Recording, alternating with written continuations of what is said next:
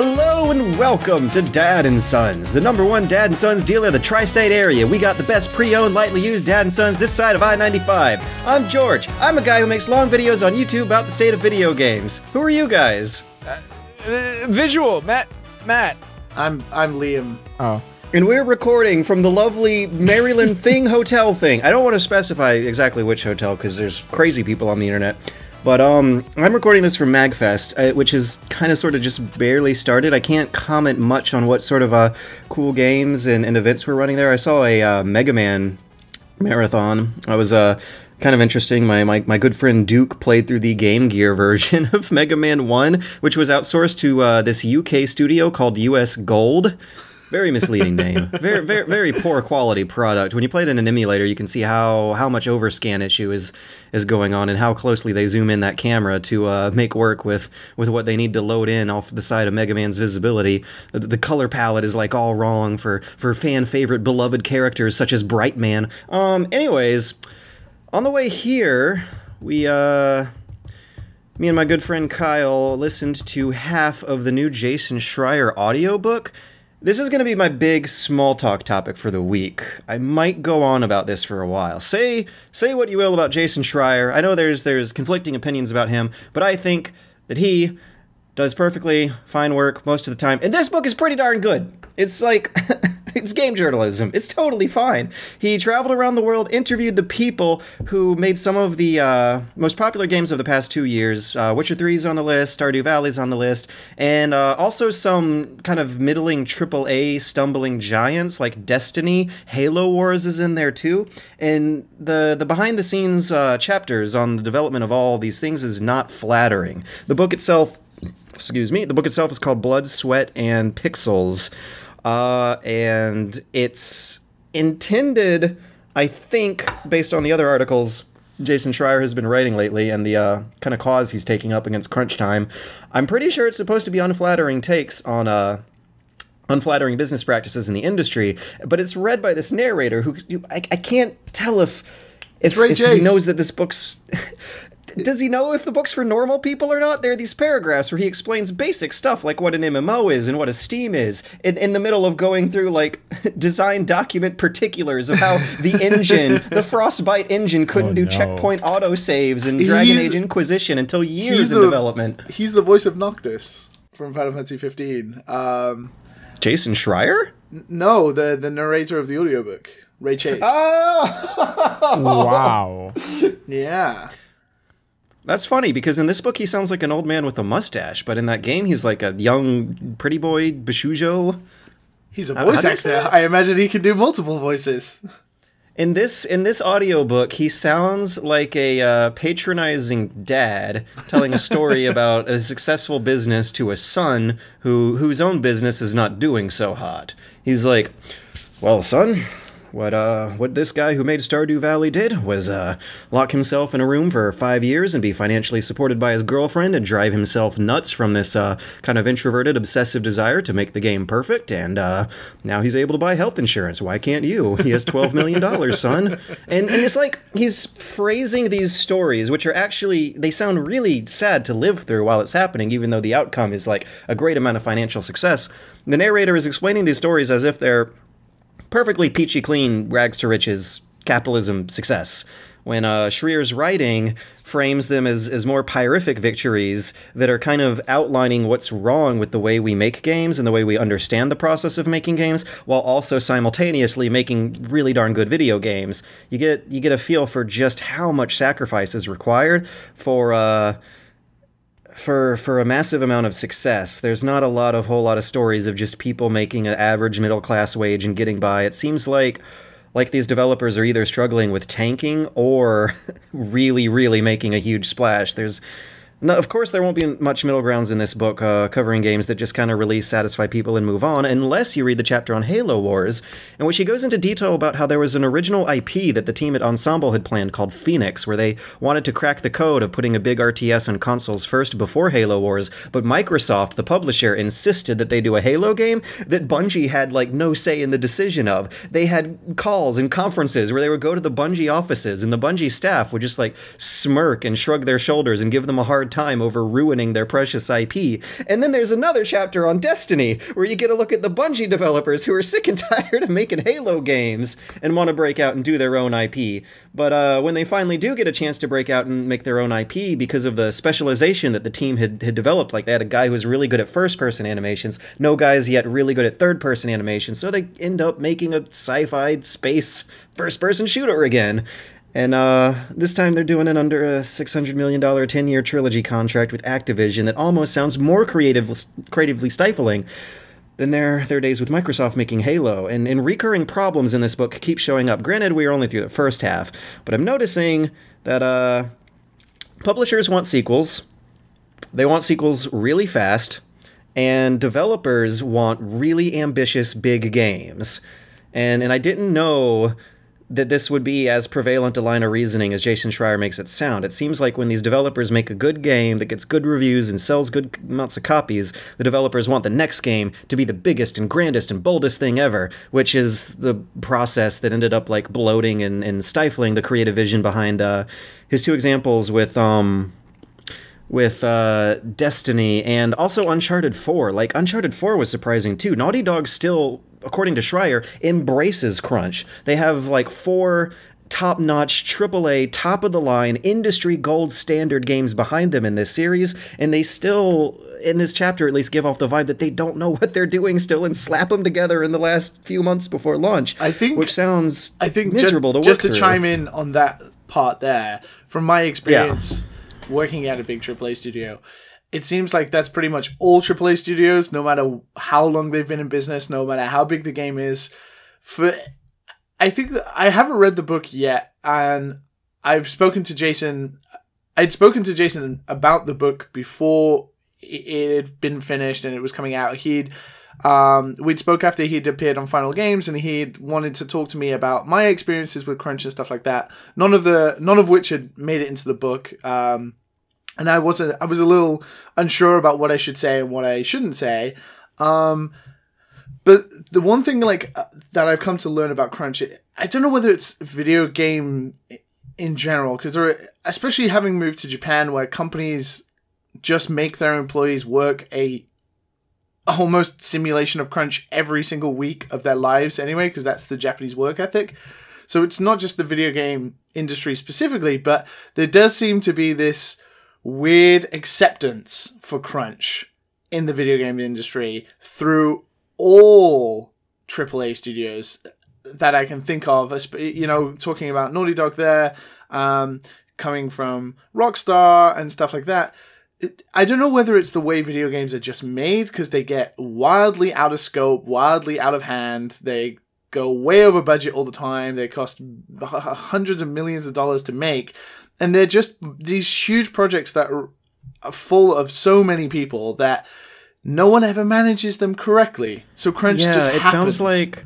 It sounds like they always, without fail, take longer than people expect. Yeah. And he has a chapter on Shovel Knight, too. Shovel Knight, this really simple, really cheap 8-bit platformer, still had of all the games he goes through, this is the one where the dev cycle was probably the most pleasant and on schedule, but once the game launched, they had to do their 3 extra boss campaigns as Kickstarter promises, and they promised that they would be free, and those ended up taking way longer than planning, like once per year, and they wanted to get all 3 of those out in 1 year. And I always wondered when they were updating the game with those, how they were funding their developments, because they're really extensive, high-quality expansions that they just gave out for free. And as it turns out, if you read Blood, Sweat, and Pixels by Jason Schreier, you can, or if you listen to the Dad and Sons podcast, you can learn the plot twist behind that story.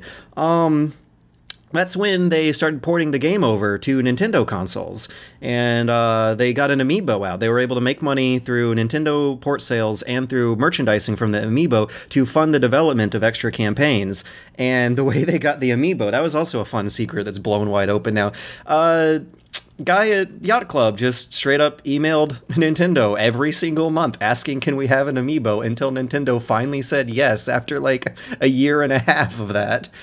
And, that was cute. That was really glad to hear. Also, the reason they split off from WayForward is that same paradigm of like the head honchos wanting sequels all the time. WayForward wanted to make Shantae sequels as their passion projects that they were funding from their boring contract work, which, for listeners who don't know what WayForward is, they make Shantae. They make really good, high-quality 2D pixel art side-scroller games, but their main primary business model is doing boring contract work, making 2D assets for other, bigger, more boring games.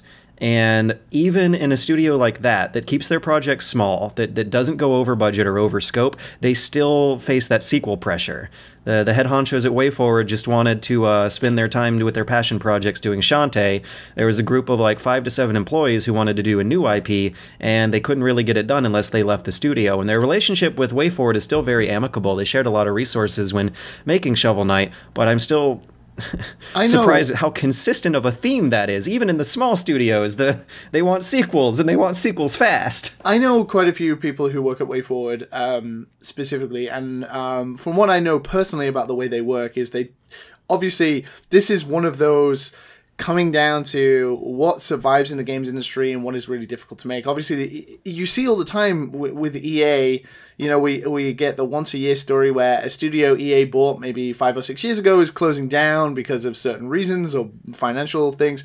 For some reason, the video game industry, although it's the biggest in terms of media and how much money they make as a collective, making money as a singular entity game studio is so very hard unless you have like a smash hit. Even if you're like a AAA studio, you're always balancing the books because it costs so much money to make a video game.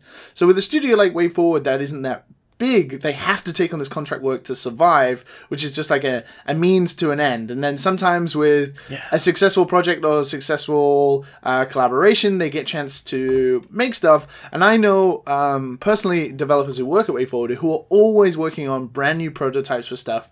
And it's so almost disheartening to see that kind of talent not get the opportunity to expand upon those prototypes because they have to do this contract work just to survive. Which is kind of disheartening. Something about the pricing or like the average wage or maybe even the unionization of game developers could fix this problem, I think. I think what I've come away from this book realizing is that games need the game industry, the AAA game industry, should have by now figured out a way to fund passion projects. And they never did figure that out. They figured out how to make blockbuster after blockbuster of dumb popcorn gunk. And CD Projekt figured it out. They know how to make passion projects on that kind of scale and quality. Yeah, but even then we've seen recently, there was those, I think it was either leaked emails or something where a whole host of producers on Cyberpunk left because of studio conditions. So even CD Projekt aren't perfect, it seems, and there's the video game culture of crunch And you do got to keep in mind that the big game everyone praises about from CD Projekt is the third sequel in a line of very familiar fantasy Tolkien-esque archetypes based on already existing novels, which I think is great, but it's also not... It doesn't feel like a creative passion project just coming from the video game industry by itself. Or coming from like the brain of someone in the video game industry just by themselves. I'm intrigued to know, Matt, because you have experience in the films industry, not so much the games industry, is there sort of a similar culture of work where when you have deadlines and you have to finish like a film project or like a movie has to be released, is there insane work hours similar to like the games industry where you have to do it, you have to just work like all night for months to get something done? Yes. Yeah. Okay. Oof. So, oh god, yeah, you do. I mean, obviously, I haven't been in like crazy movie productions, but what happens is you get the footage, you start editing, and you get your rough draft. You send it to kind of like director, and they'll add notes to what you want to change.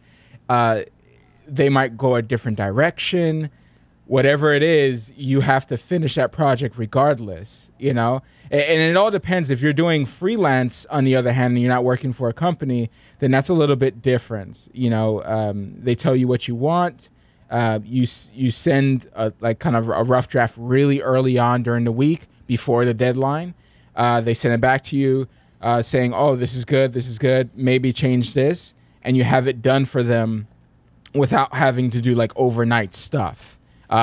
And if you do overnight stuff, you can charge them. And if you're good, and you're charging them a certain amount, you're going to charge them for the extra hours. Yeah, fill that invoice up. But if you're working for a company, that's a little bit different. You may not get paid over hours. If you have a job to do, if the director wants to change something, you're just gonna have to deal with it. It's the scam of being on a salary. Can you choose not to take the job though? Well, I guess that depends on the company. Okay.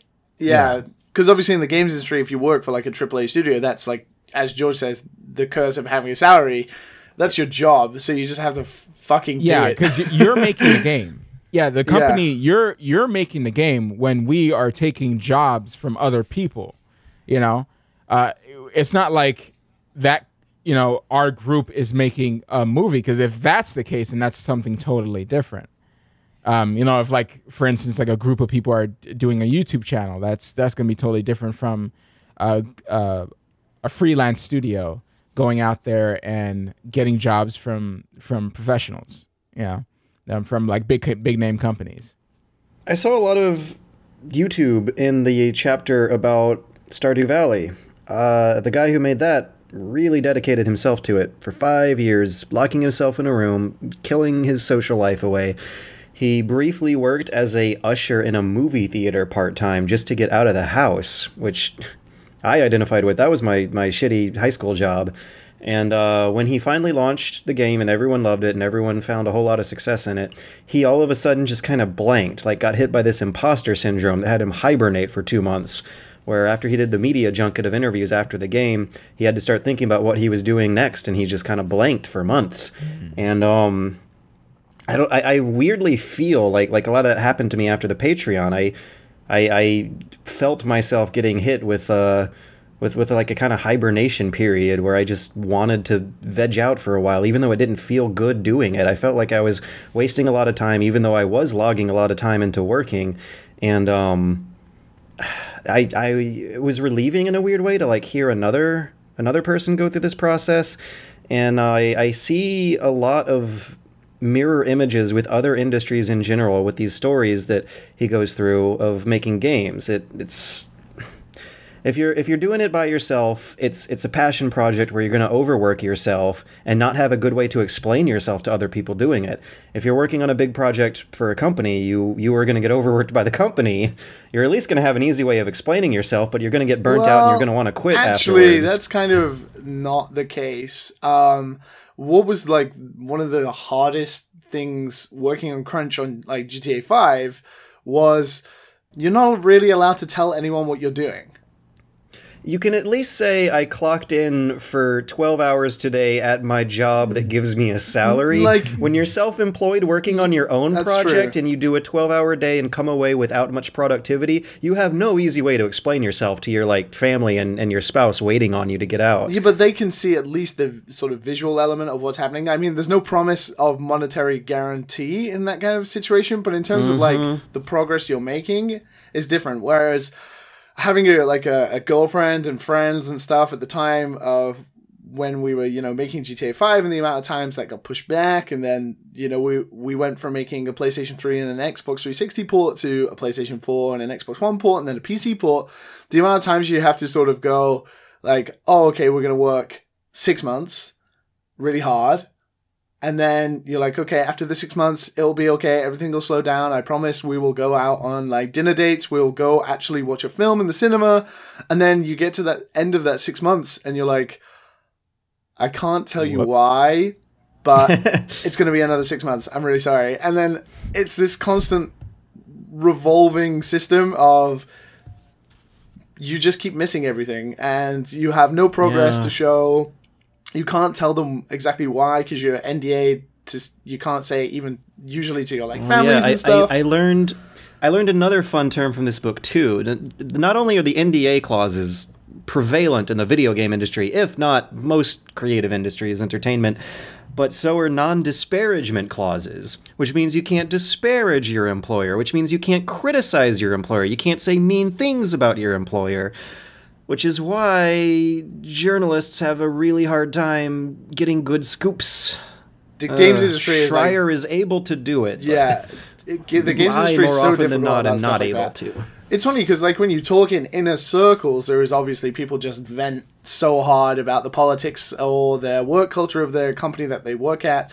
But in terms of, like, things getting written down, like, I don't even think, like, 10% of the insane stories have come out from the games industry yet about how bad the work culture can be, or some of the crazy stuff that happens internally at some studios. It's just a fun reminder seeing other jobs reflected in these stories, like the massive amount of crunch that is needed to make these to make an excellent passion project is something that I think we all can relate to. When I was hearing this guy's story about Stardew Valley, I was just like having flashbacks to staying up most recently like 3 nights in a row where I would just like edit for I would sleep for 4 hours, edit for 20 hours, sleep for 4 hours, edit video for 20 hours for 3 days in a row when I was getting that Metal Gear Solid Critical Close-Up out, and I thought it would come out on the 29th. I thought it would be a 30-minute video. I wrote a script. I practiced the script, and it would come out to 30 minutes.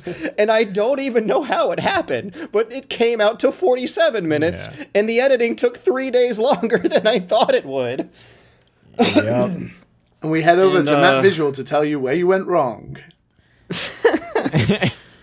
Yeah, I know that feeling all too well. And it's happened been like on the this same damn series. I was just like, oh my God, what is happening?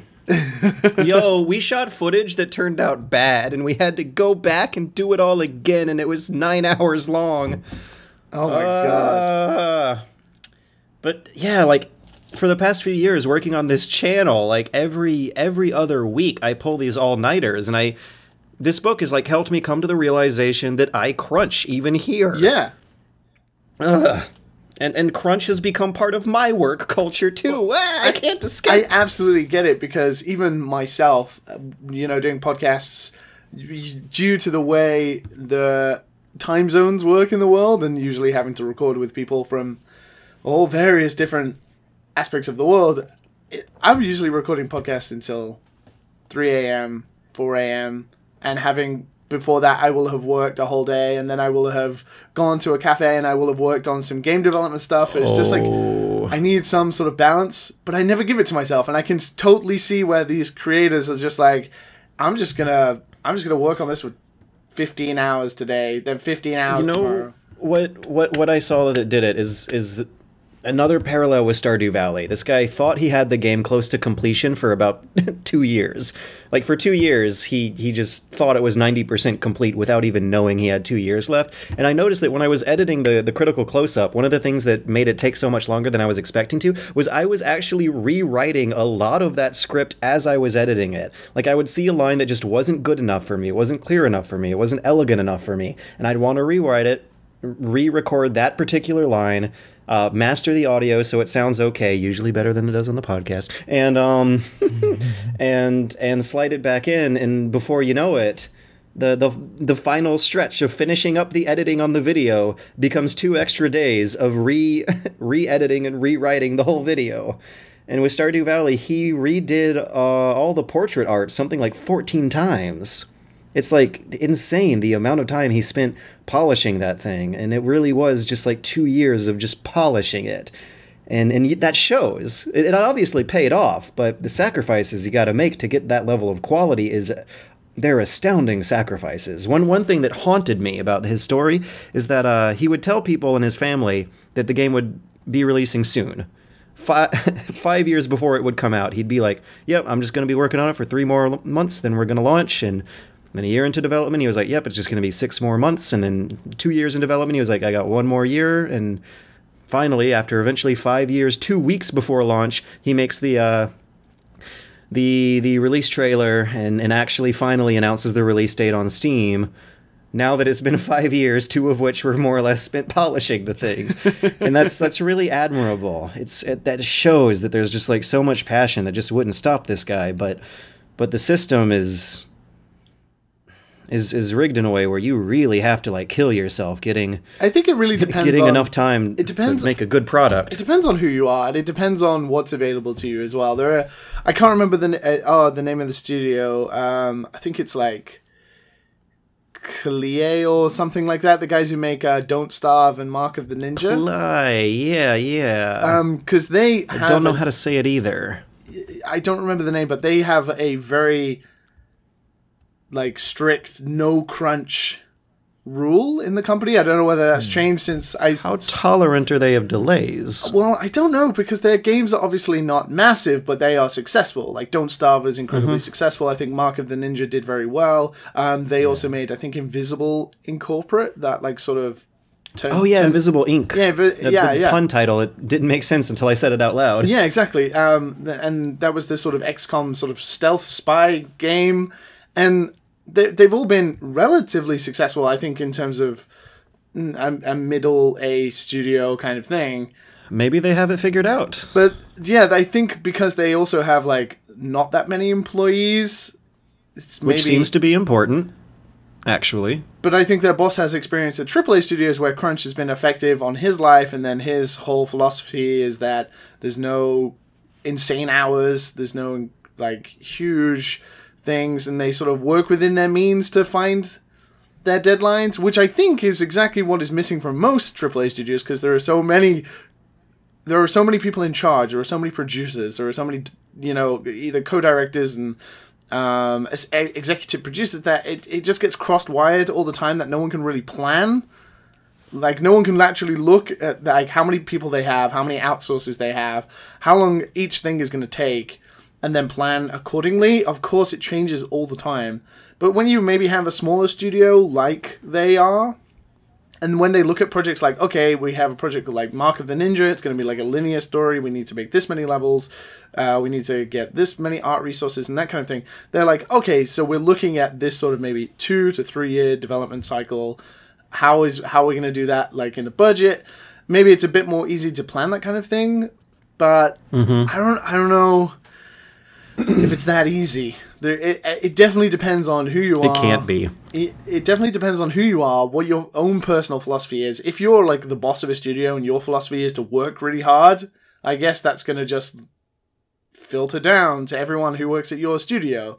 If you're someone who doesn't think working so hard is important and that life balance is important, well, I think that'll filter down as well. But in terms of AAA studios, I think it's just like something that just happens because planning such a multi-million-dollar project is just almost impossible from the outset. So things get delayed, things get pushed back, things come up that you'd never expect. So, people have to work insane hours. And as much as I hate it, and I hated crunch, because there never seems to be like an end in sight with crunch. As I said, going back to the whole, like, you'd work 6 months and they'd be like, okay, now we're going to make a PC port. And you're like, oh, shit. And now we have another 6 months. And whoops, weren't expecting that. Yeah, there is no, like, end in sight. And you would always be told there's, like, you'd be at... I'll always remember the line, we're almost at the top of the mountain. Like, there was this line that would always go around. We're almost at the top of the mountain. Once we get over the mountain, we're rolling down. And that would mean like rolling back hours. Workplace motivation. But it would just be like every 6 months there would be we're nearly at the peak of the mountain. And it's really, hard for morale. And that's why, books like this get written with lots of disgruntled or maybe overworked employees commenting anonymously. And another realization is that game design is still very abstract. Developers seem to have a hard time knowing what players really want and what they themselves want. The chapter on Diablo 2 gets into that. Like, they went through a massive amount of effort fixing Diablo 3 to be less like Diablo 2. And the changes were substantial, but they were very, very small, subtle things that added up. Things like loot drop rates, and the flow of dealing with these instant heal health items that enemies drop instead. And that makes me realize how hard it is to predict when you see a new fighting game coming out. Like, you can't really tell if it's going to be this super well-balanced, hyped, tournament quality sublime expression of fighting game basics until there's thousands of players all sharing feedback together, figuring out exploits together. It just seems like that's something that doesn't happen within the game dev's own house in there and their QA. Like really being able to quantitatively judge the quality of a game is something that doesn't seem like there's an art to it until it's actually out in the hands of thousands of players who can all play test it in a much better way than they can in house. I think that's what's made. I mean, I don't want to go on about this for too long, but another aspect of what crunch is like now compared to back in the day is, once you finish a game, that would be it. Like the CD would go, and it would go gold. You'd print all the discs, and that would be it. It'd be in the shop, and there'd be nothing you could do about it.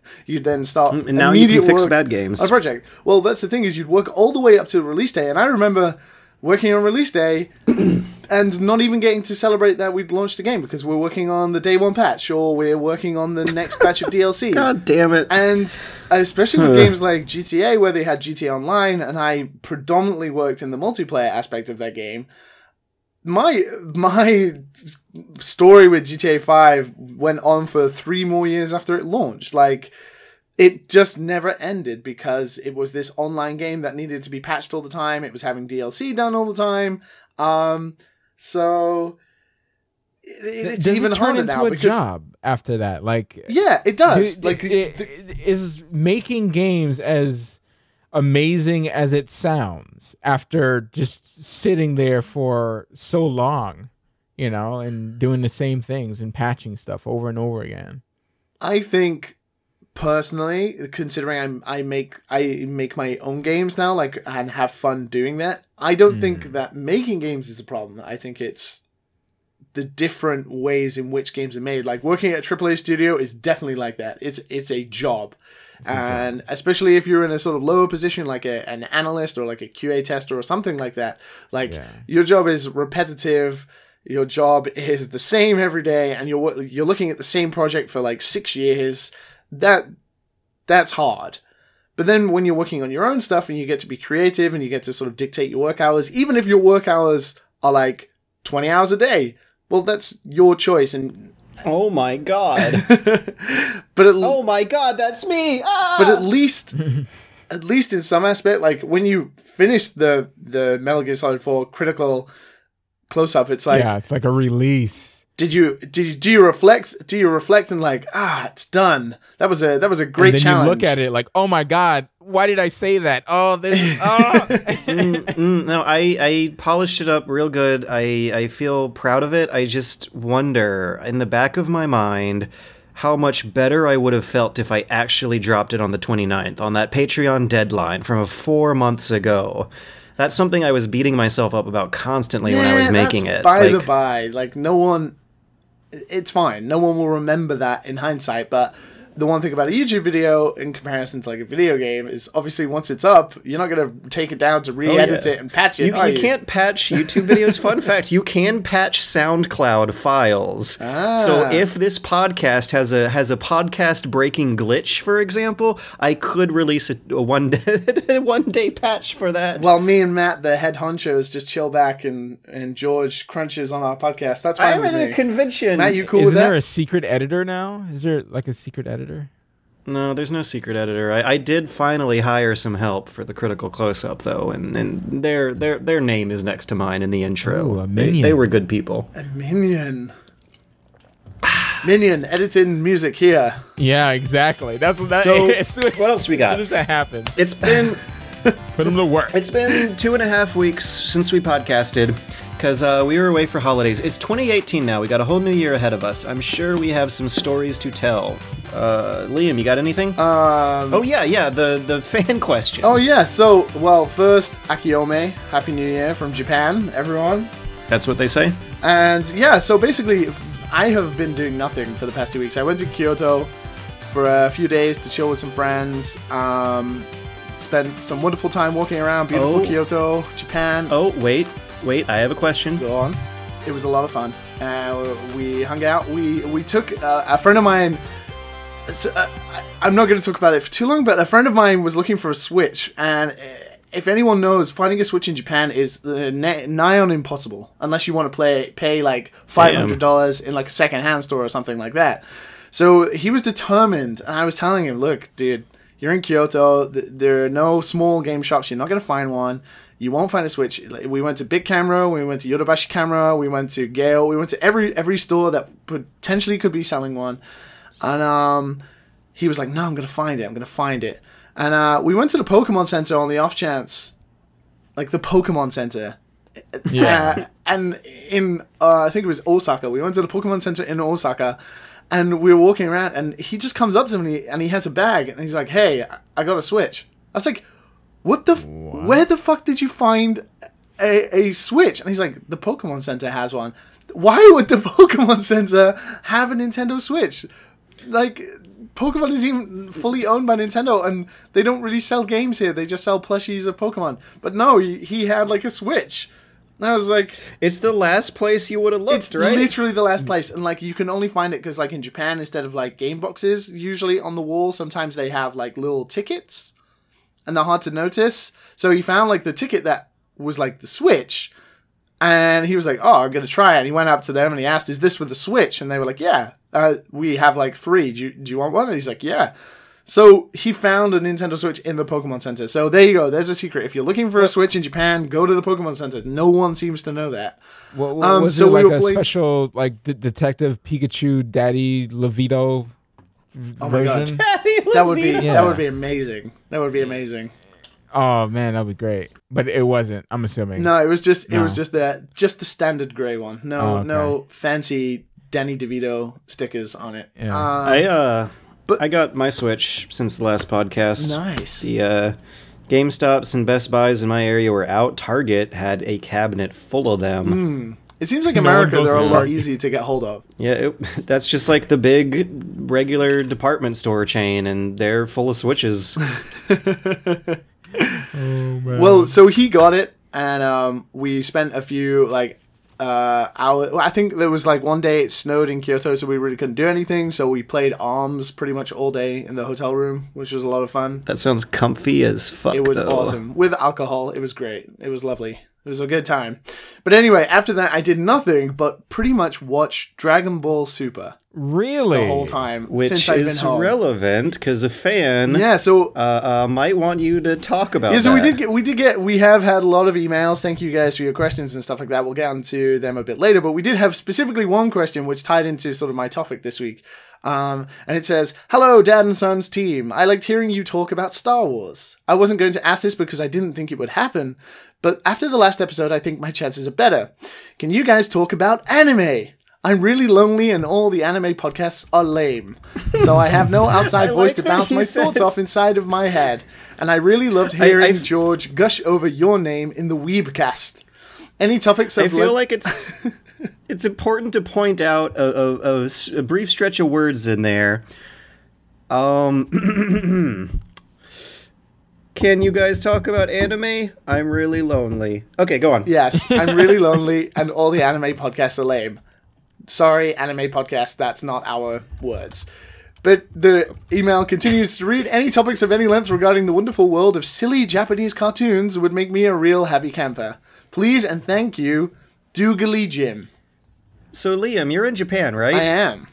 That probably means that you're the biggest, trashiest, most anime-loving weeb garbage in the group, right? Am I wrong? Well, I don't know, probably in this group, I guess. But the one thing that did surprise me about coming to Japan, I didn't even realize it until I started watching Dragon Ball Super, I haven't watched anime, at all since I moved to Japan. Oh my god, some stereotypes are true! Isn't Dragon Ball Super garbage? No, Dragon Ball Super is actually hyped as fuck. The freaking animation is such... Oh my god, are you guys actually gonna argue about anime? Oh my god. It's trash, but it's anime. Anime's all about... Anime's all about... You know what's good? Initial D. You see how old that... It's freaking a 4:3 ratio. And it still translates better than Dragon Ball Super. There's a big difference between shonen weekly anime and 3D we have to rendered give it cars. we have to give it its fair due in the sort of category that Dragon Ball Super sits in, which is the shonen weekly. One Piece and Naruto. Oh my god, this is dorky. They definitely are lazy, and they keyframe animation stop so much that that's what it's like. But you know what looks better? You know when Oni cartoons freaking make those parodies on YouTube? Yeah. That looks better. No, let me stop dogging on it. Let me stop dogging. Okay. Go ahead. Let me just talk about Dragon Ball. Yeah. Go ahead. But for anyone, for Doogly Jim. So Doogly Jim, if you're listening, this is for you. So before I moved to Japan, I used to watch a lot of anime. Having worked at a AAA studio, playing a video game most of the day and working on a video game, when I got home, I didn't really want to play a video game. So I watched anime instead to chill out. So I watched a lot of anime before moving to Japan. Then when I moved to Japan, anime's everywhere. Like, the mascots were all TV adverts for products when you go into, like, the konbini and stuff like that. As you guys know, like, anime is fucking everywhere in Japan. So we saw the animes. You just see it everywhere. All skimpy girls. It was just like one of my Japanese animes. Exactly. And it just registers in your brain, and it's like you've almost consumed watching some anime. So you never really think about it. So my anime consumption just, like, plummeted when I moved to Japan. But recently, a friend was talking to me about Dragon Ball, and we got pretty hyped because Dragon Ball Z was awesome. And he was like, you should watch Super. And I was like, yeah, I watched, like, the Battle of the Gods movie, and that sucked. And then I hadn't watched the Frieza Resurrection F one with Golden Frieza. Mm-hmm. And then Frieza gets resurrected? Yeah, again, for like the fourth time. Okay. But I watched that, and that was actually... say I'm surprised. That was actually pretty good. I thought it was pretty good. And I thought the animation in that was kind of okay. Yeah, it's an anime movie. That was good. The movie. Yeah. And then the show came out. so then he was like, hey, so watch like Resurrection F, watch Frieza, and then skip to episode 27 in Super, and you can just carry on. I was like, okay. That's good. That's a good recommendation. Okay. Because I'd watched like the first 7 episodes of Super like before I'd watched Battle of the Gods, and it was awful. Yep. it was awful. So I was put off Super completely, and he was like, no, honestly, like now, like it's what 110 episodes in or whatever. He's like, no, just get back on it. I was like, okay, fine. So I watched Resurrection F. I really enjoyed it. So I was on a proper Dragon Ball kick. So I got into Super from episode 27, and now I'm on episode 57, I think, and I'm loving it. I'm watching like 6 episodes a day. I'm just like binge watching it, and it's been awesome. Like, the one thing I will say about Super, I don't want to go on about it too long before George loses his breath singing in the background, is that Super's pace is way better than any previous Dragon Ball Z, even Dragon Ball Kai. Yeah. Like, they're notoriously bad for pacing. Obviously, the 15 episode fight scenes that take place are disgustingly bad in hindsight. But Super, like, battles take place in one episode, they're resolved, and then it moves on to the next thing. And I'm like, yeah, this is exactly what I've always wanted out of Dragon Ball. Like, 10 minutes of talking, 10 minutes of fighting, resolution. And then it moves on to the next plotline, or moves on to the next battle. And it's really good. And, the powers are getting, like, ridiculous now, so it's all flashier and stuff like that. But I'm really enjoying it. And it's really kind of cool to sort of not relive that childhood thing again. But when I was younger, I used to have the nightly routine of watching 2 episodes of Dragon Ball Z before going to bed. And now I'm kind of just like doing that again. And it's kind of nice. I just sit here with a hot chocolate, turn the lights off, watch 2 episodes of Dragon Ball Super, then go to bed. I'm like, yeah. How are they distributing this series in Japan? Does it show up on network TV, or is it all online through some streaming stuff? I believe it shows up on Sundays at 10 a.m. or 9 a.m. in the morning here in Japan. But I think Crunchyroll has Super and stuff like that. Obviously, I have to go through illicit means to get it in English here in Japan. But, it's pretty good. I'm really enjoying it. I was about to ask if you suspect that the improvements to pacing, where you don't have like multiple episodes leading up to the same fight, happen because they don't have to goad viewers into just like waiting for next week's episode to watch the commercials. No, I don't know. I don't know what it is, because obviously it's still an anime based on a manga. It's based on the Dragon Ball Super manga, and obviously anime has to be always behind the manga. But it doesn't seem like even the filler episodes that you do notice have been quite fun. I don't know whether they have better writers for filler in this time, but I've kind of enjoyed it so far. I'm only like 57 episodes in, so anyone who has watched Super and is like, God, it becomes trash afterwards. Did you just say only 57 episodes? I'm only 57 episodes in. How is that an only? It's an ongoing series. What do you expect? Yeah. George doesn't understand the concept of any of this. No! Yeah. It's like The Simpsons. It just keeps going. It just goes and goes and goes. But you're not supposed to binge watch The Simpsons. You're supposed to leave it on during, like, your cooking. I can kind of do that now with Dragon Ball, though, because, you know, it's for kids, so the Japanese is kind of simple, and I don't need to pay attention to the subtitles too much. The Simpsons doesn't have a, like, recurring storyline of increasingly powerful characters who grow through one continuous chronology of Simpsons timeline. Dragon Ball's not like fucking Breaking Bad. It's not like a goddamn complex storyline that you have to pay close attention to. You just sort of watch it in and out. Like, watch Goku Kamehameha another being, and you get on with your day. That is. So I always wondered about it. So it's for kids, is it? Is it like on like Saturday morning cartoons? Yeah, is that Dragon what Ball's, it kind of is? Yeah, Dragon Ball's always been for kids. That's weird to think about. In the even US, like, it was marketed as, like, edgy for like, young teens. Yeah. Like, not... Because Japan doesn't give a fuck It's about violence. really violent. Japan doesn't care about violence. Anime is all built on violence. Yeah, because my problem with Super is just it just feels like the same thing. Like we're watching the same thing. And I'm like, why elements did they of do that. anything? Huh? There is a lot of reoccurring themes and a lot of reoccurring stuff, but the new characters are really good. Like, new characters used to really annoy me in Dragon Ball because they'd be out of place with, like, the Z Fighters, and they would just try and crowbar this new character in. But with, like, Beerus and Wiz, like, the two gods who are sort of... who start out as, like, villains, but they're, like, now, like, Goku's and Vegeta's mentors, and, like, and that's, like, a cool little twist that I didn't expect. And now, like, the sort of...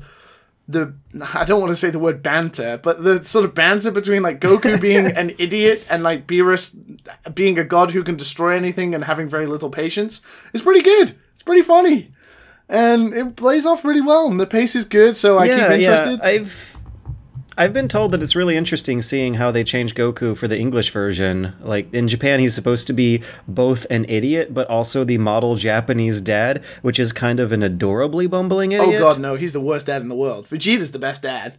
Which is great, because really? Is that how they're literally, characterized? Super makes Vegeta more of a human being and more of a real character than Goku. Goku consistently... Like, they turned Goku into an idiot. When I was a kid, I loved Goku. I didn't like Vegeta very much. Now, as an adult, I see Vegeta as more of this human character with a family, which makes more sense. Whereas Goku's just like, hey, fight me. And he's just an idiot. I love Vegeta back in the day. I love Vegeta. But, like, even more so now. Like, Goku is a bit of an idiot.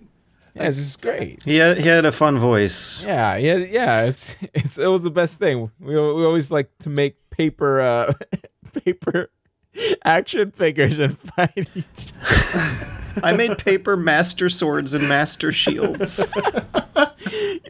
you know when you didn't have money to buy toys, Yeah. Paper. It got the job done somehow. Oh, well, God. Me and I'm my friends had enjoying fun it. slapping each other. And off the back of that, now I'm even more hyped for Dragon Ball FighterZ Z. Oh yeah. Now I cannot fucking wait for that game. Now I understand, like, all the new characters like Beerus and Hit and Goku Black and all that kind of stuff. Now I'm in. Black Goku. Wait, what? Now I'm in. He's the black version of Goku. Don't worry, George. Just don't worry. Like Goku. That sounds pretty badass, it's actually. Goku wearing Black blackface. people love Dragon Ball Z. They're just catering to their market.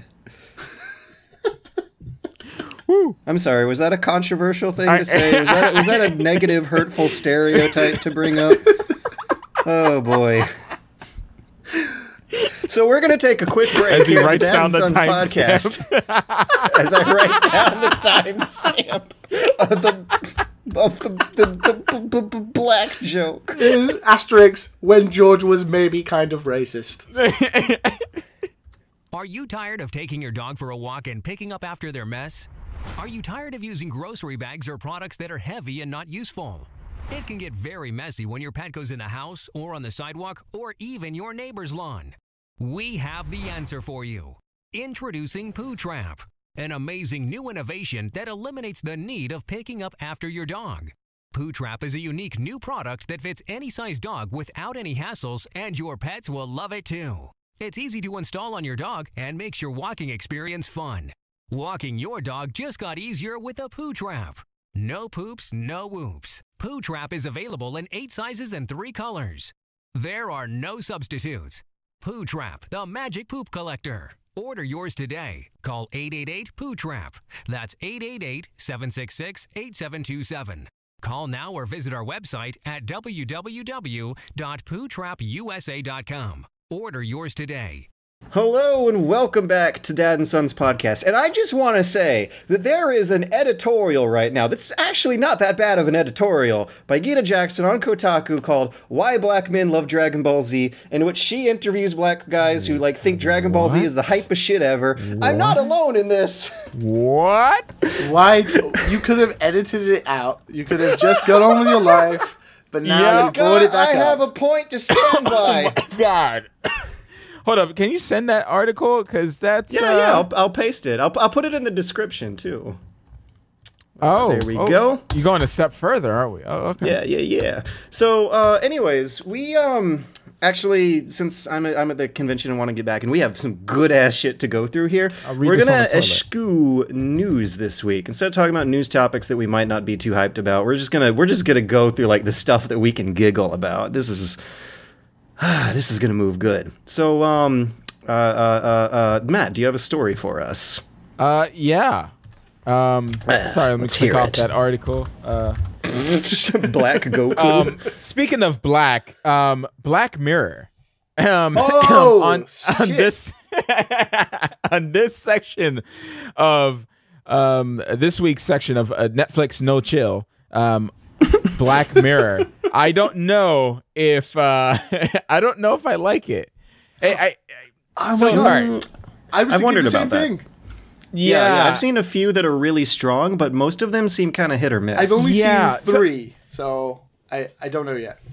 Yeah, okay. So the theme of Black Mirror is the downfall of humanity because of technology. You know, technology was always pushed in the front.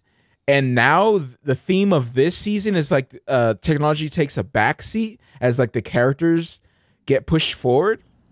And it's more about short stories about characters living in a future setting than a sci-fi Twilight Zone where tech is driving the story. It's more like tech is just integrated into society. It's not the focus. It's more people just we do, living with iPhone kind of things that help them. Yeah. You know, it's oh yeah, this is just kind of what's happening. I mean, I would say they did do a classic Black Mirror episode for the last one, the 6th episode.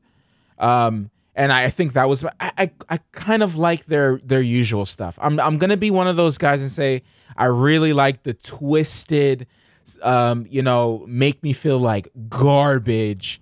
Dark. Make me I love fear that. my PlayStation 4.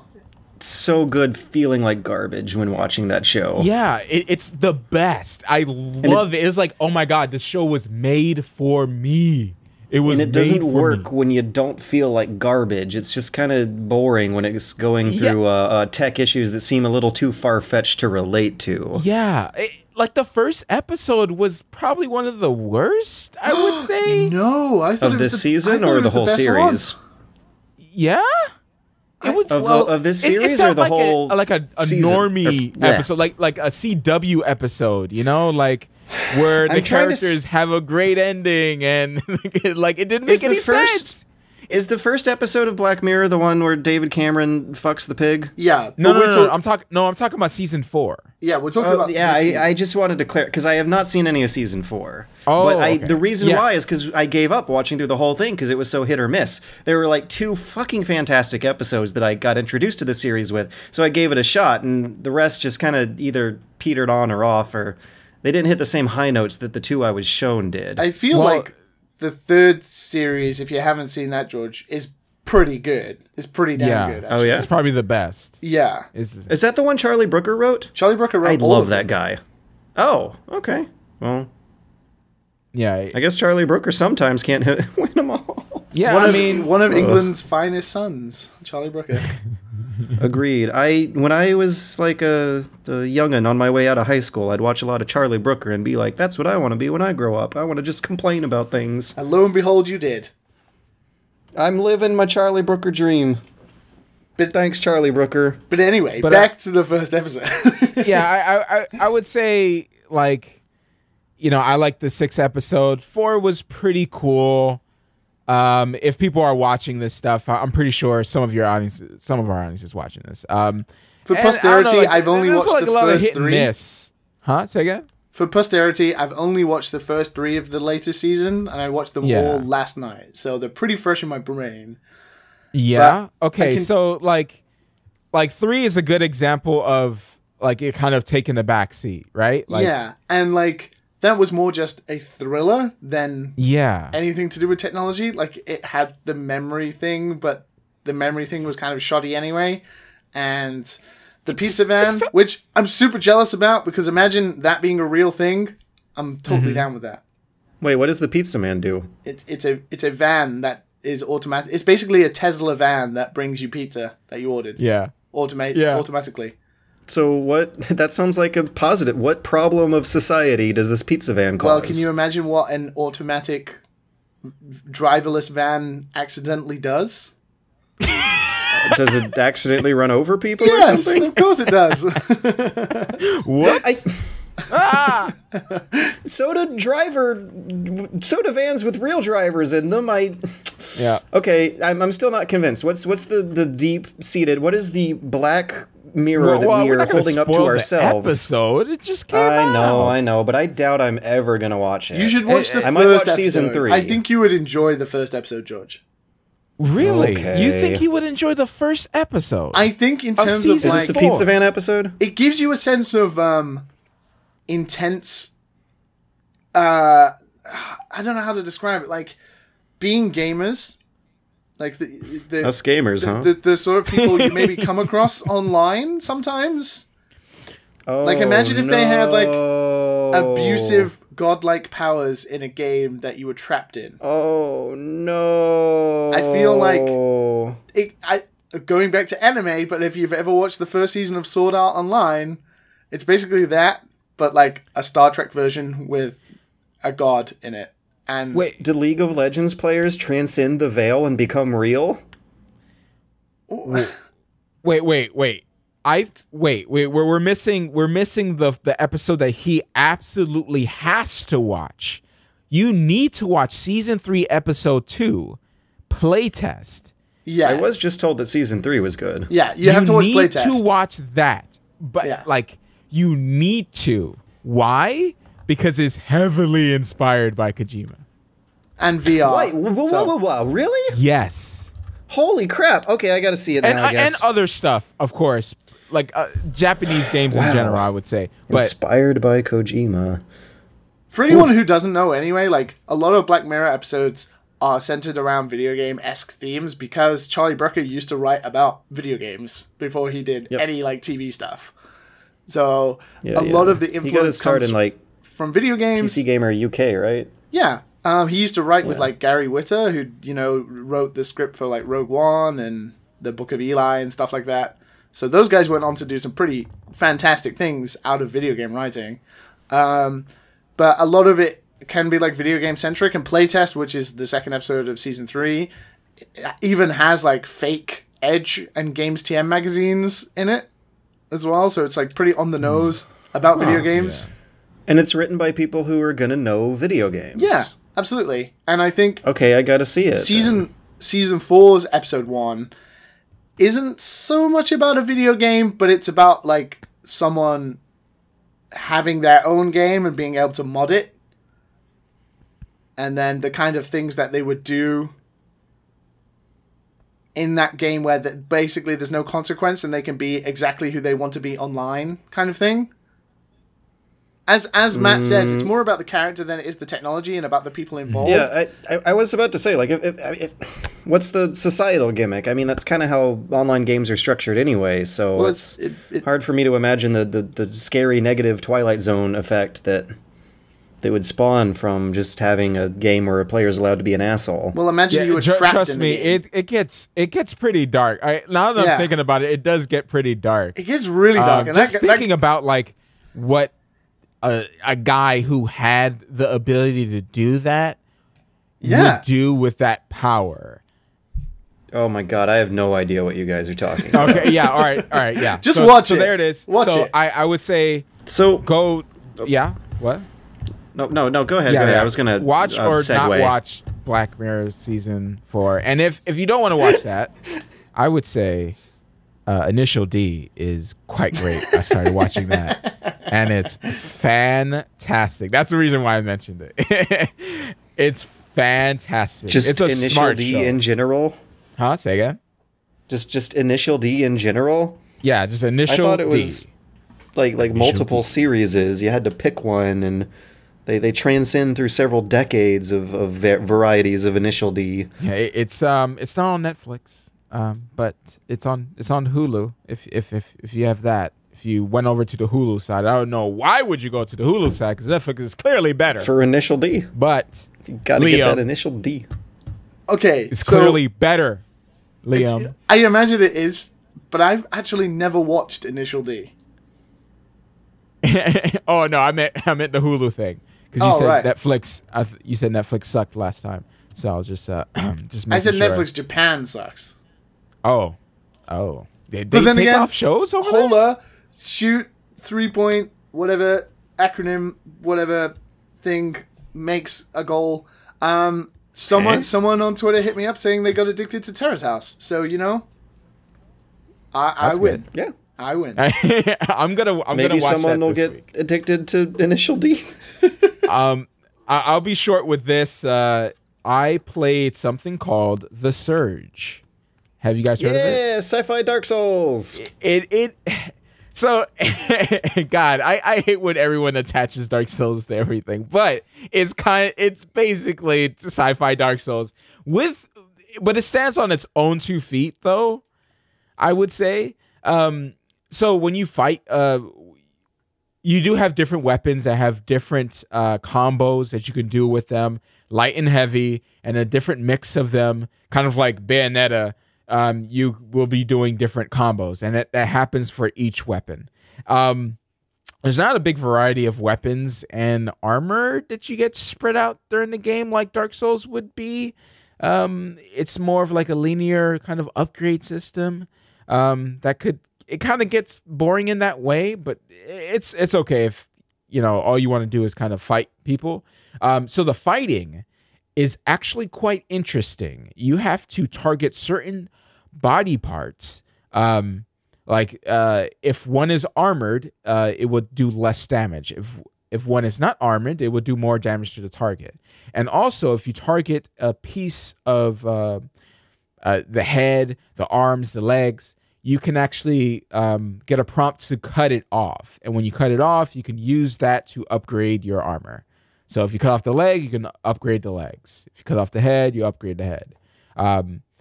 So it's cool in that way. And with that, though, with the combos, you can actually duck and jump, and you can actually duck and jump over enemy attacks. So if you have a combo that makes you jump in the air and slam down, you can actually time it quite right to when an enemy is about to swing. You do the combo and you just jump up. He swings and misses, and then you slam down on his head. It's really satisfying. And those overhead attacks in all these games are like always the most satisfying shit. Yeah, it's just bam, and it's done. Ragdoll effect. Isn't it made by the same guys who made Lords of the Fallen? Mm-hmm. Yes. So they have some background in copying Dark Souls. Yes. Did they do better this time? Because Lords of the Fallen was pretty bad. I got in. I liked the game. I didn't finish it. I played, like, let's say 9 hours. and there's this point where you go to like the third or fourth area, and it gets a little stale, and then when it gets a little stale, you hit these enemies that one-shot you, even if you block. So that's always a good sign. Yeah. Like, you don't know that this is going to happen. So you're just kind of walking, and then you block or you duck out the way.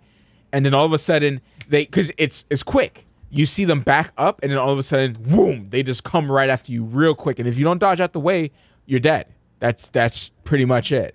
And then you have to start all the way back. Now, when you die in this game, you leave a puddle with your junk, and you have 2 minutes and word choice. 50 seconds to get back. 2 minutes and 50 seconds. If you don't, like, it cuts it in half, cuts like all your tech scraps in half, which sucks. In Dark Souls, it sounds doable, but it of course depends on how far the bonfires are from each other, and how easy it is to just run past enemies instead of fight them. It's not easy with those spider bots, I'll tell you that. There's a lot of tight corridors, so they can jump at you a lot. So if you, it's not. Dark Souls is a bit easier. Like, I was playing a little bit of Bloodborne the other day over a friend's house, and it's definitely a lot easier to get around in that game and kind of dodge out of the way. But in the Surge, there's a lot of doorways where there's enemies right next to them, and a lot of attacks that swing forward quite a bit that would hit you from behind. And as soon as they stagger you, that's kind of it, you know? And the way you stop staggering is like wear heavier armor, but if you wear heavier armor, you're a lot slower, you attack slower, and it kind of sucks. And So they didn't quite like figure out the careful balance of poise and animation timing that the Dark Souls tries to do, sounds like. Yeah, the more armor you get, the slower you are. There's no endurance weight. What do you call it in Dark Souls? The weight cap? Let's see. There's equip load and an item load and poise. Yeah. And you need to be like 80% or under for you to be able to do a regular roll, right?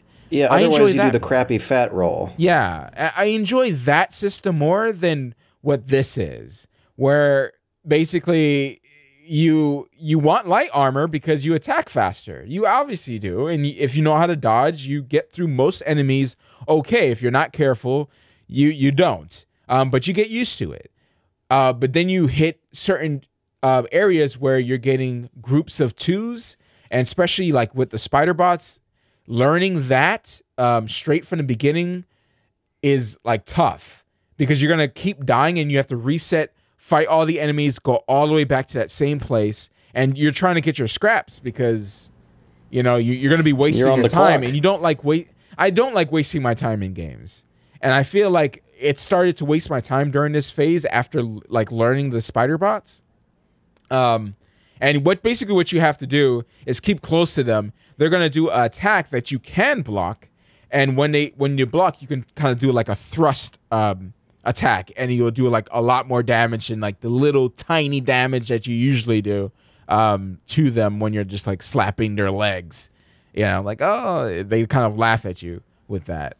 If you get hit by any one of their attacks, automatically you're at 20%.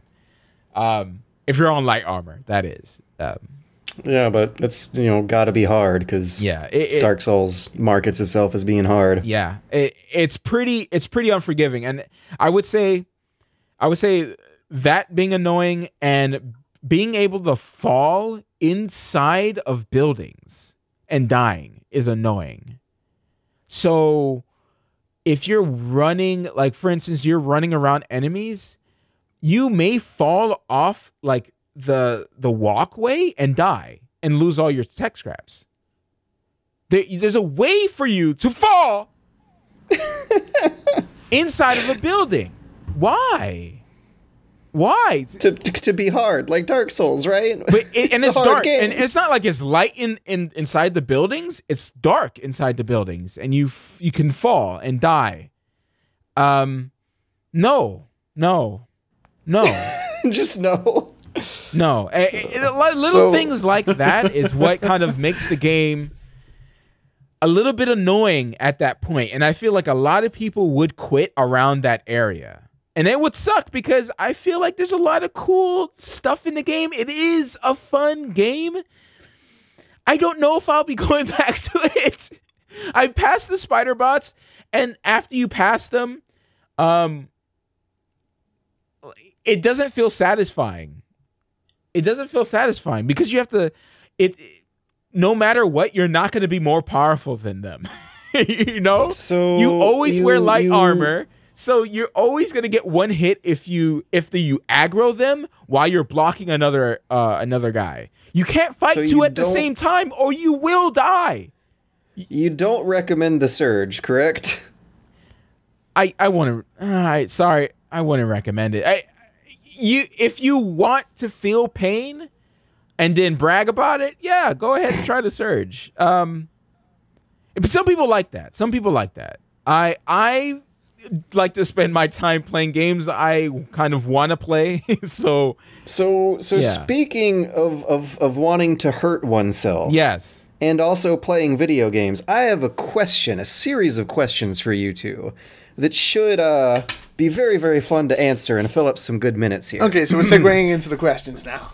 Imagine, if you will, before we do viewer questions, I have 3 George questions. The first is, imagine, if you will, that you, for some reason, because George is like God in your universe, you have to play through a Metal Gear game in front of, let's say, your step-parents. Which one do you choose? You have to play a Metal Gear game in front of your step-parents. Step-parents. Yes. I would go for an awkward one. Oh no. Maybe not too awkward. Let's go Metal Gear Solid 1. Let's go Metal Gear Solid. Merle.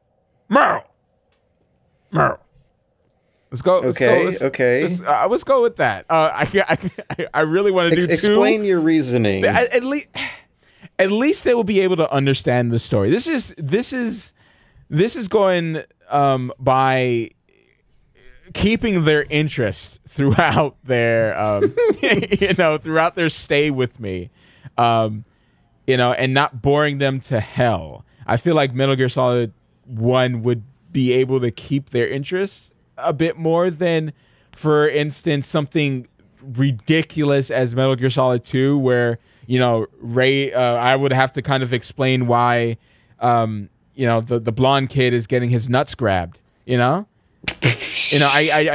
don't know how to explain that to them. To normal people. Yeah, I don't.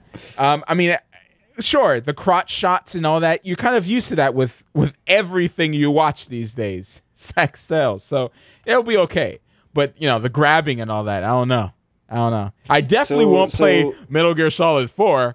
That would just be bad. Unless you deliberately want to weird them out, and unless this is part of your exit strategy of a bad relationship or something. Ooh, yes. But I see that. Yes. This is a strategic choice. You are allowed to pick strategically. Liam, what's your answer? Well, it depends. Are we trying to get them into the series, or are we purposely trying to not be embarrassed? Right. It doesn't matter. For some reason, you just have to pick one in front of the step-parents. I guess if I have to, I would pick... I think I'm going to throw it out there a little bit, and I would play Metal Gear Rising. Ooh. Okay. Explain your reasoning. They can see a cool-ass cyborg ninja slicing some shit up, and they'll be like, "What's this?" And I'll be like, "Oh, that's Raiden. He was a pussy, but now he's all right." And so you don't think they'll get that's weirded what you out would say, exact words, by some of the voice acting, like the memes, Jack, exquisite, or it's time for Jack to let her rip. But there's barely any voice acting compared to the rest of the Metal Gear series, so it wouldn't be so embarrassing. I think. I think you picked the best one. Plus, I get to play that game again, and I want an excuse to play that game again because that game's awesome. I'm gonna go with Metal Gear Solid 1 because I think of all the games in the series, it might actually be the least embarrassing one. Yeah, for sure. I feel like there's some kind of quiet reverency around its style nowadays. Like, it looks, those early PS1 games, that's a look people have very quickly abandoned. Yes. What the hell is embarrassing about Metal Gear Rising? Apart from getting to wear like a sombrero. Let her rip.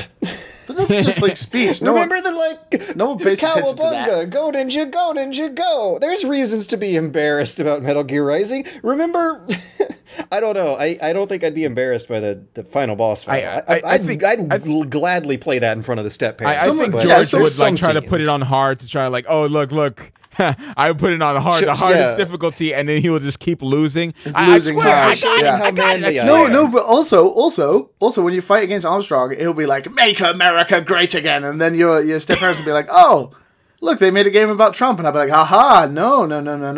This game was made before Trump." There could be a specific strategy in here. If the step parents are Trump voters, they'll probably look at Senator Armstrong and think, "Oh, what a cool character." Why parents are? They'll probably think, "Oh, how cool! They made the villain." Why are you beating up the good guy? I don't know. I feel like they'd see some admirable qualities in the villain, which tends to happen these days, which might be a sign. But anyways, I'm gonna go back to saying, in Metal Gear Solid 1, the graphical style, it seems to have this quiet reverency about it. It looks way older than it is.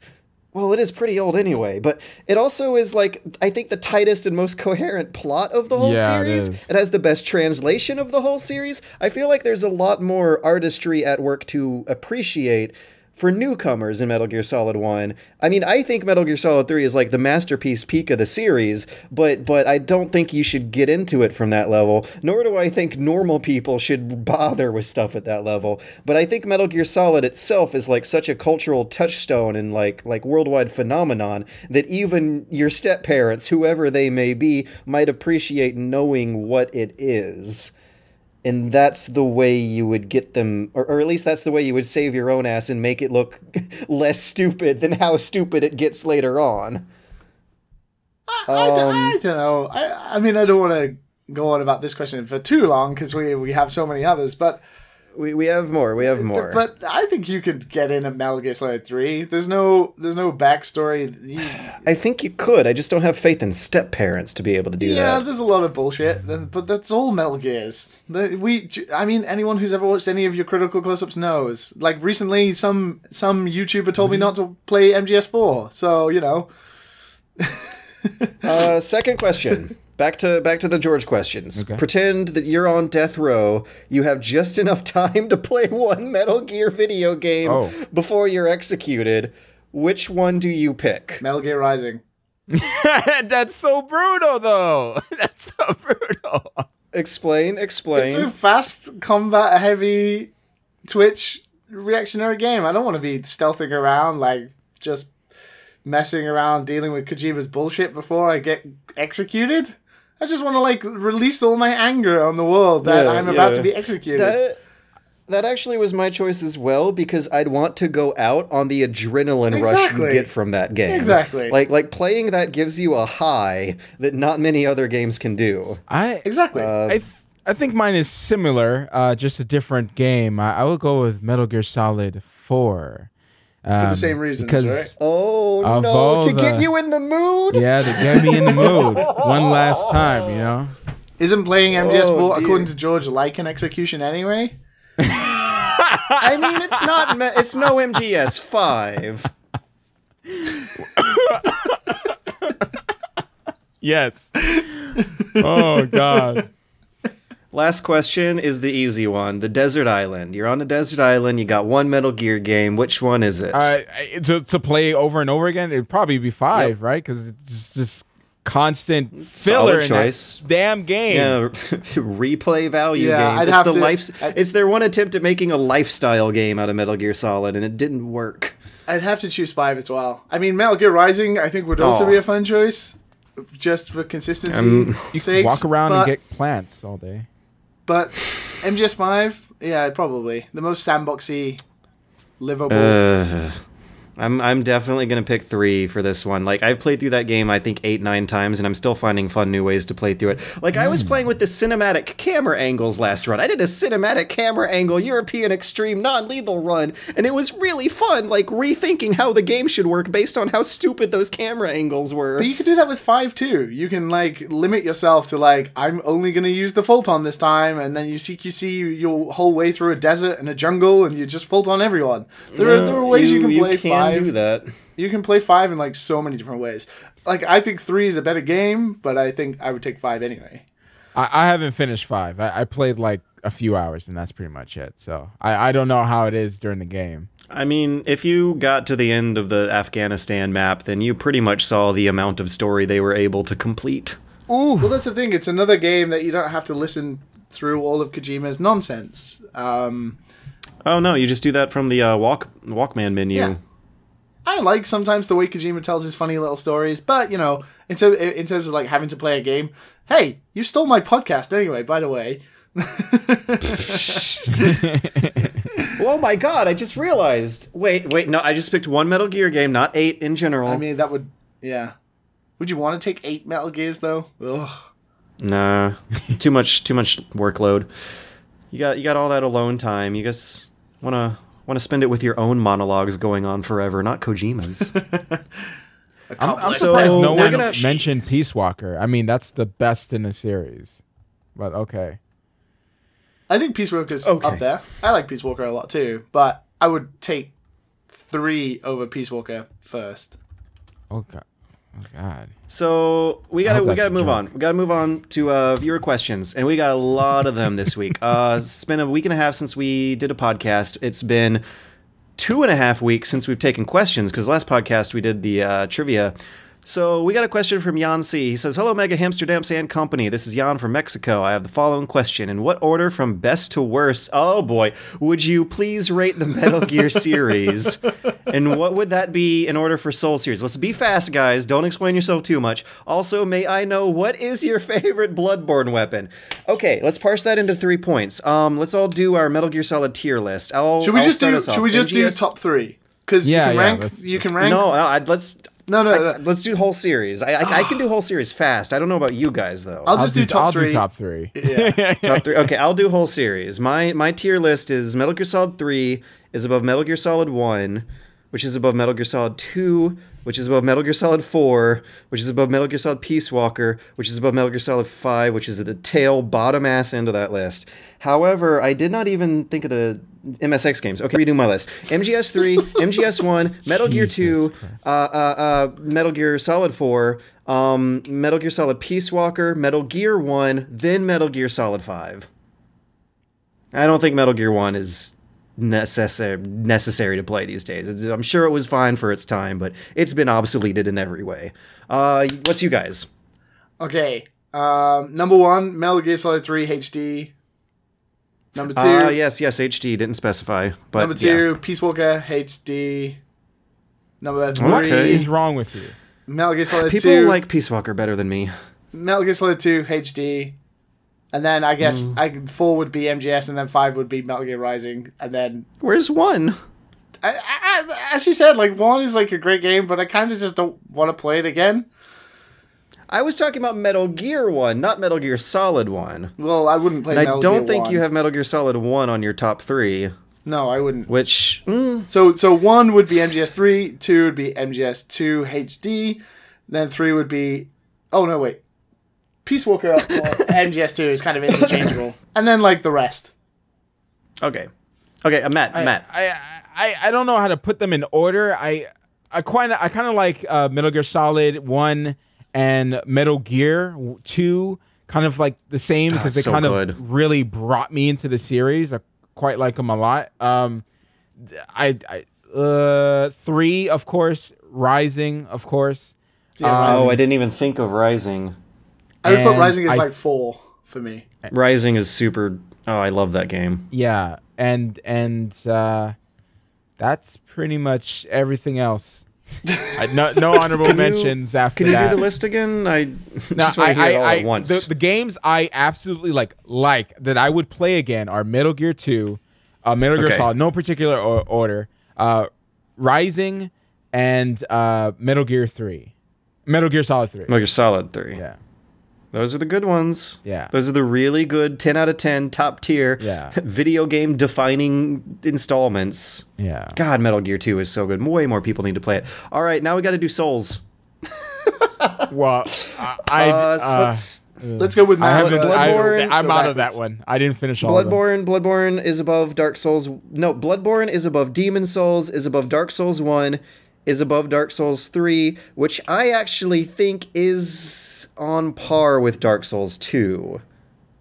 I'm weird like that. I give Dark Souls 2 a lot of slack for how much better the story is than the other Dark Souls. Anyways, what's you guys? So number 1 would be Bloodborne, because that game is like near perfection. Fantastic. Such an amazing game. Number 2 would be Dark Souls 3. Number 3 would be Dark Souls itself. Number 4 would be Demon Souls, and then number 5 would be Dark Souls 2. Interesting that you have Demon Souls so low. Yeah, I like that game, but I feel like the series got a little more polished in terms of like the way it crafted its world. Like Bolteria was kind of like this weird dank place, whereas you know the Dark Souls world was a bit more of a creatively constructed map. The loading screens in Demon Souls are the greatest. Yeah, but they're loading screens, so you know. They look like they were made on a lower budget than Morrowind's loading screens.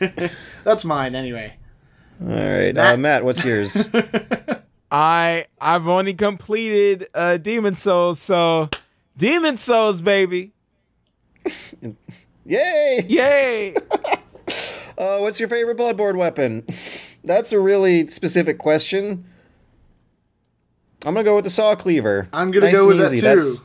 That just got me through most of my runs for the most part. There are a lot of weapons in Bloodborne that I could just never get used to. I remember relying on the Tonitrus for a while, but I ended up not liking it. The weird arcane weapons in the expansion pack were things my characters were never built to carry, which I think kind of makes them redundant in terms of additions for the expansion.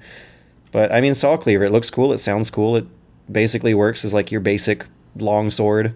Yeah, I like the Saw Cleaver a lot, too. That's the weapon I start with. The Chain Whip was kind of fun, like the sort of walking stick turned old man whip. My friend, the chain whip was fun, but it was also less practical than the Saw Cleaver. Like, I had runs where I did rely on the Chain Whip, but I would always fall back on the Saw Cleaver. If I just get stuck at a boss, I'd quit whatever fancy shit I was trying to do and just use the Saw Cleaver instead. Friend of mine, Kyle Javelli, Cute Monster Props, made a super great saw cleaver in real life that actually springs. It's made out of foam. It was fun to play with during Dragon Con. Yeah, anyways, Matt, do you have a favorite Bloodborne weapon?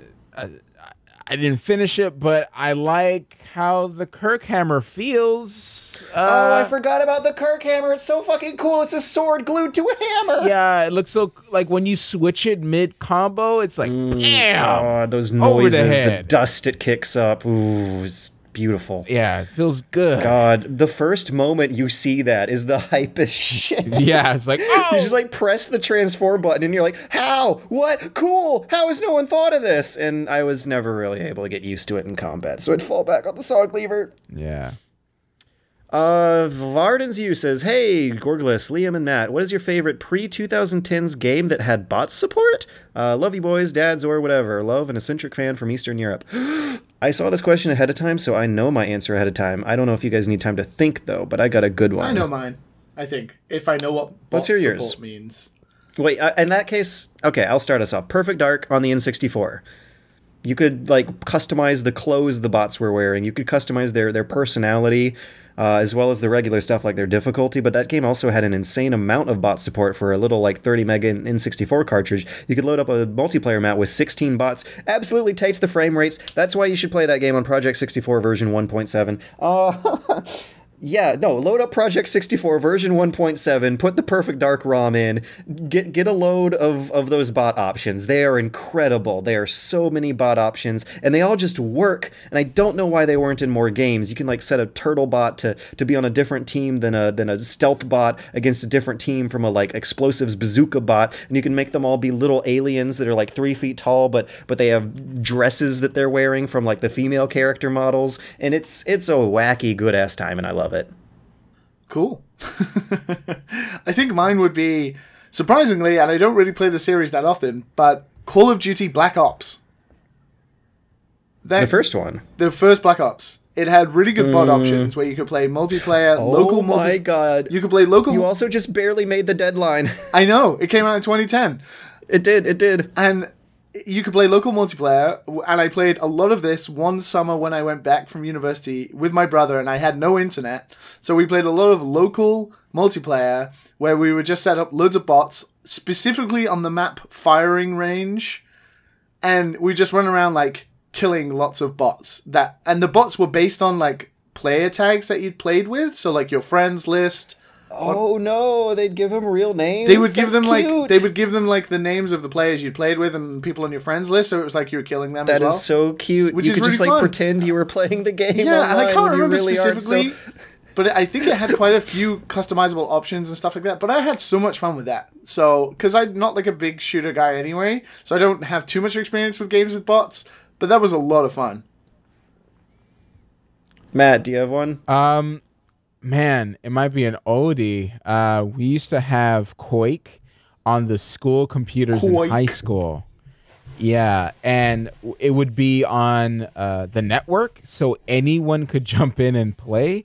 And there was sometimes when nobody was playing, and like there would be like a bot game up.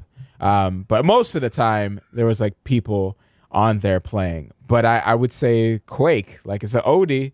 But I never really played games with bots in them so much.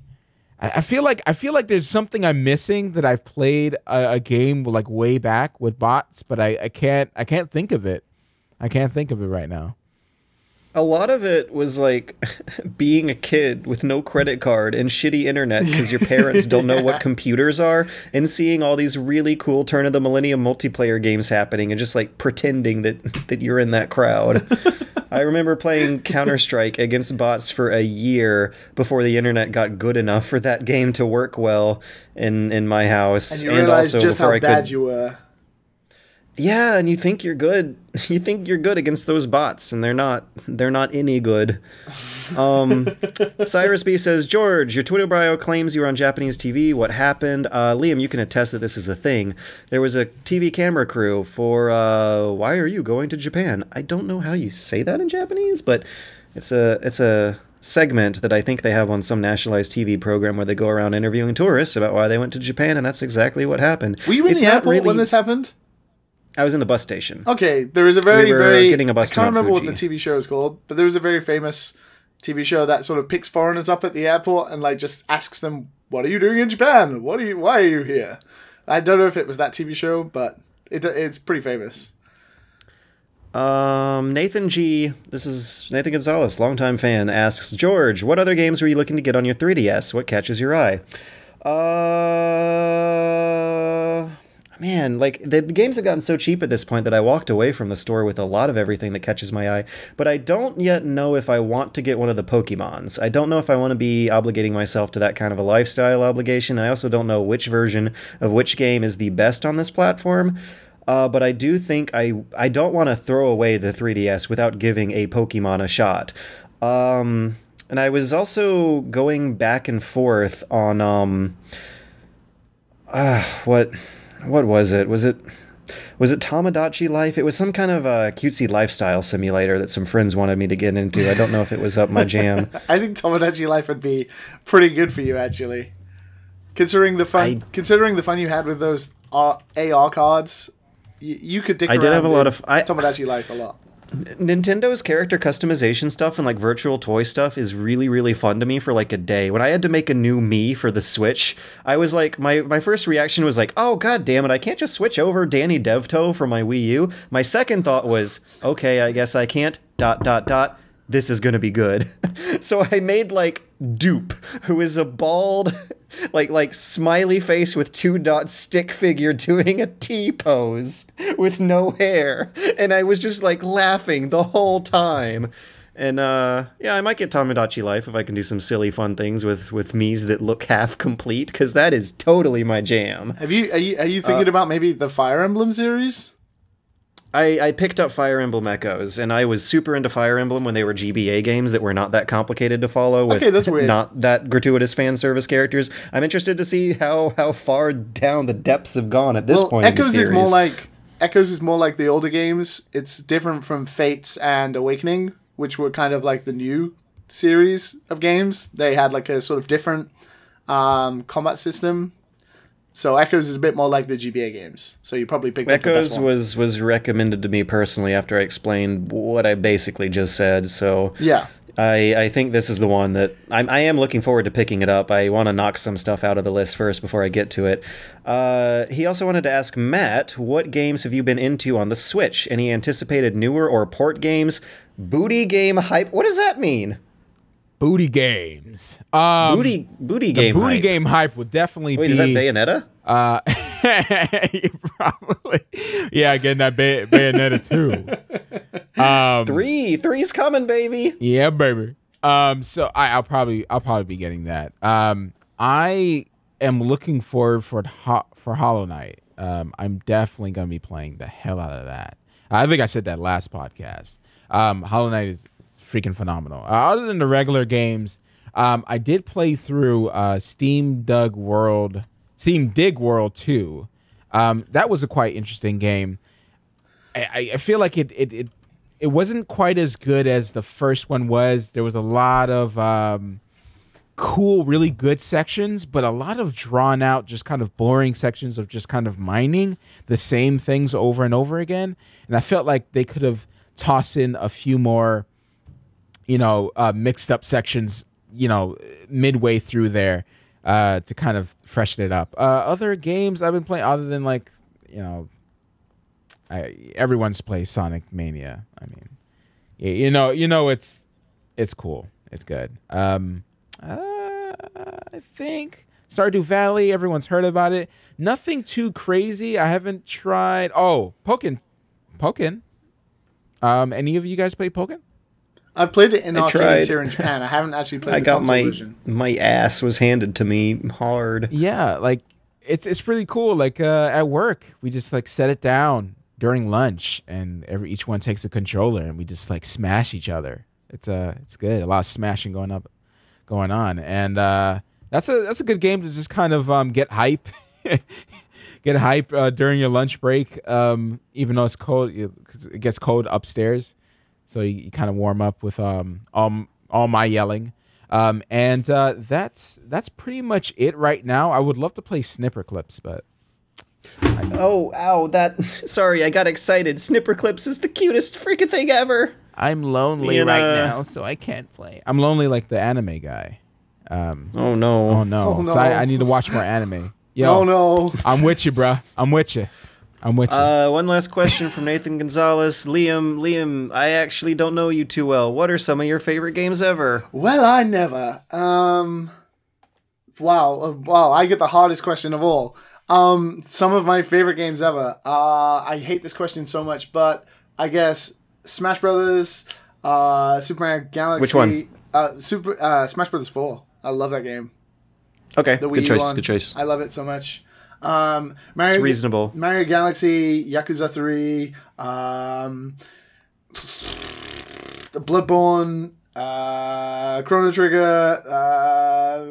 And now we're getting into old stuff. That was a surprising amount of modern games. Yeah, I think games are favorite games are ever great now. Like Breath of the Wild, of course, I guess too. Final Fantasy 6. I've recently been playing Breath of the Wild again, and I don't know what it is about that world, man. Forget the story, forget even the combat, just walking in that world. It's like the best walking simulator that isn't a walking simulator. All of these are super duper solid choices that have gotten super duper rave reviews. It's just people usually start at the older ones, and it's like kind of refreshing to hear a perspective that has appreciation for the new classics too. I feel like the past few years in video games, like we've had the stagnation of AAA and stuff like that, but alongside that, we've had some pretty incredible games as well. AAA got good in like 2013, like when the military shooter linear bubble popped, and like when we moved away from the 6th gen with its like 4 gigs of RAM, was it? Like suddenly gameplay got important again. Yeah, it's refreshing to see that. there are a lot of old games as well. You know, some stuff from the PlayStation 2 era, like Dragon Quest 8. Games like that I really enjoy. I really got to play that. I was like playing Super Punch Out for ages recently on the Super Nintendo Classic, and I really enjoyed that as well. I don't know. I hate that. I'm sorry. I hate that question because it's so difficult to answer specifically. I don't have like an outstanding game which I'm like an incredible fanboy over. I like a whole spectrum of games for so many different reasons. I'm someone who likes to make games and sort of break them down. So games having different aspects to them is really important to me. I feel like that's a very reasonable selection. Like nothing out there seems questionable. In terms of like questionable, I have an adoration for Snowboard Kids on the Nintendo 64. There we go. That's like if you want to get freaky with it, like if you want to get weird, I love the N64 and I love the janky games on the N64, like Snowboard Kids. Snowboard Kids was amazing. Shut up. I have an affection for Jedi Knight 2, Jedi Outcast that I don't think a lot of people share. It's regarded as a good game, but that was the game that got me into PC gaming and modding and online communities in a big way that inflated its effect on my brain space to a point where it is one of my favorite games ever. And I never talk about it because just no one else would feel that way towards it. One I don't want to leave out either is the Game Boy Advanced Rhythm Heaven Tengoku.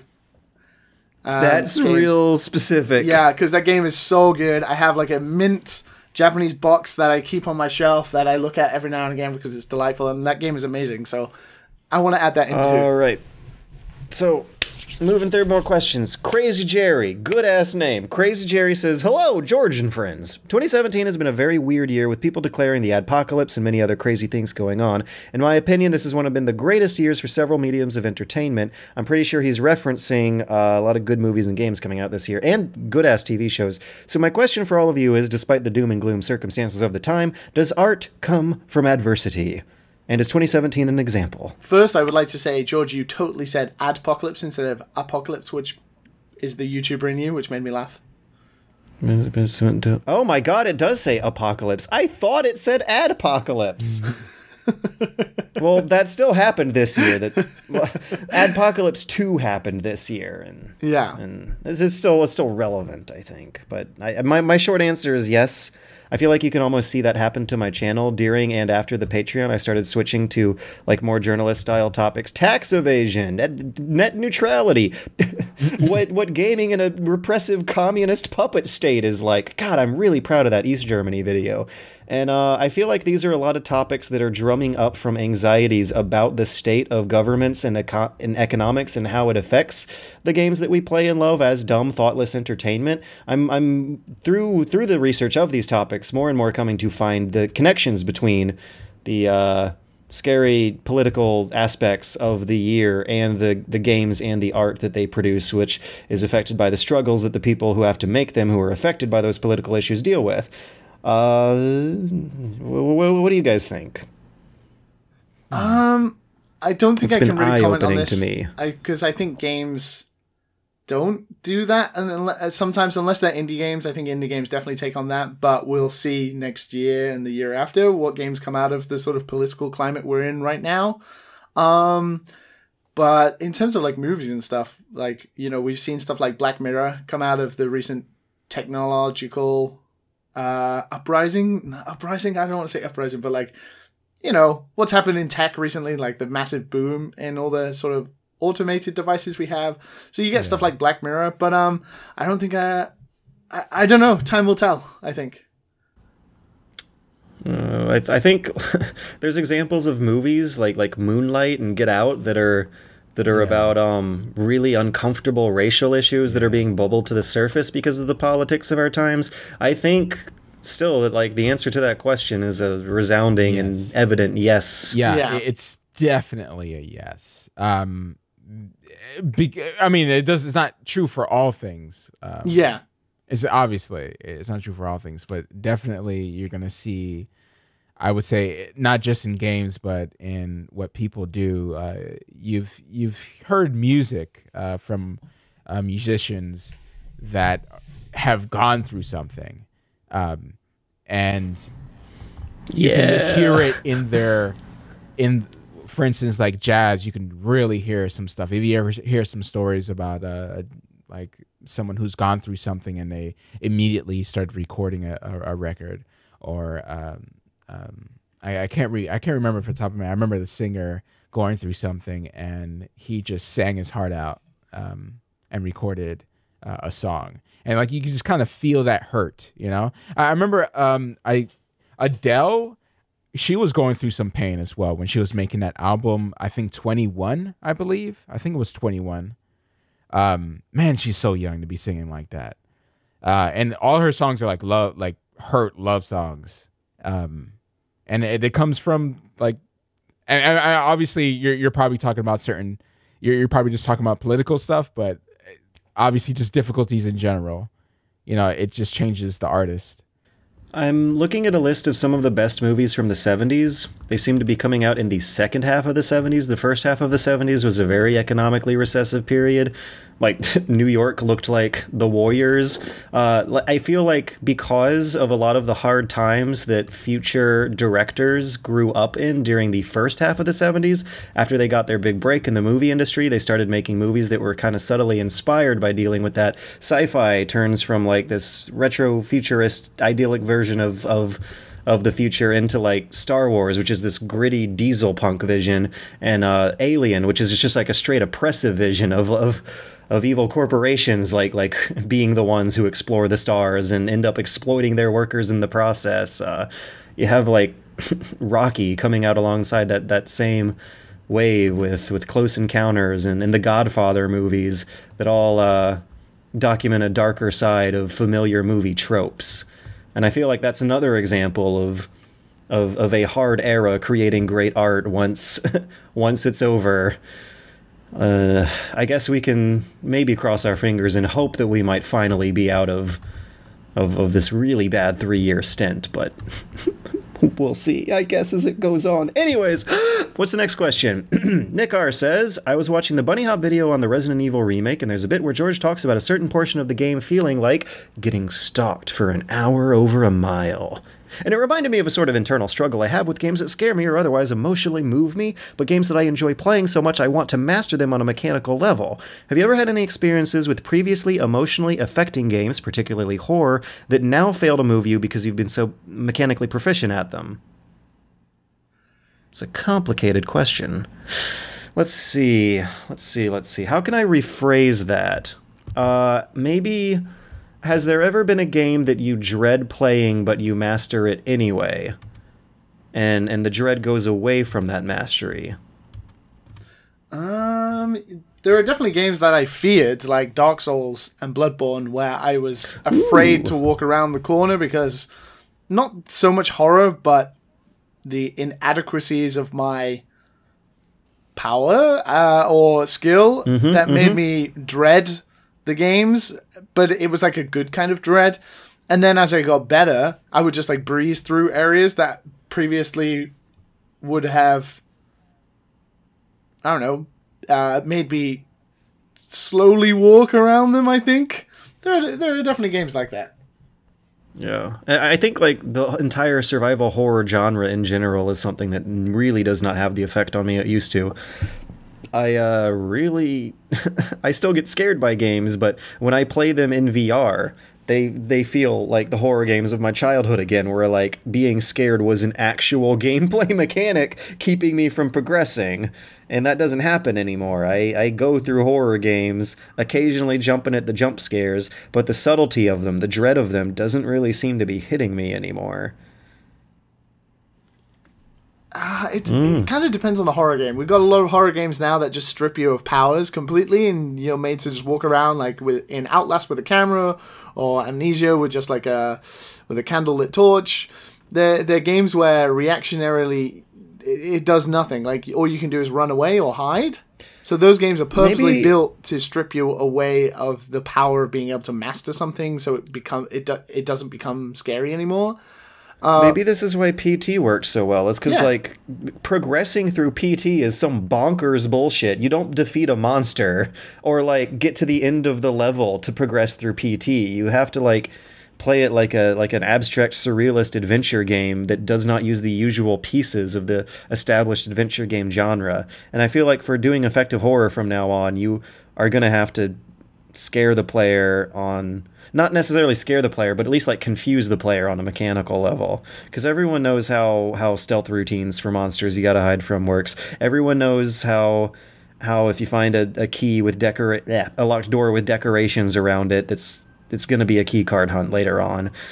I think the zippers on the monsters of our horror games are showing too hard right now. It's a difficult. We're not in a sort of AAA horror area at the moment. We had Resident Evil 7, and the second half of that game, for anyone who's played it without spoiling it, it definitely changes from what it starts out as.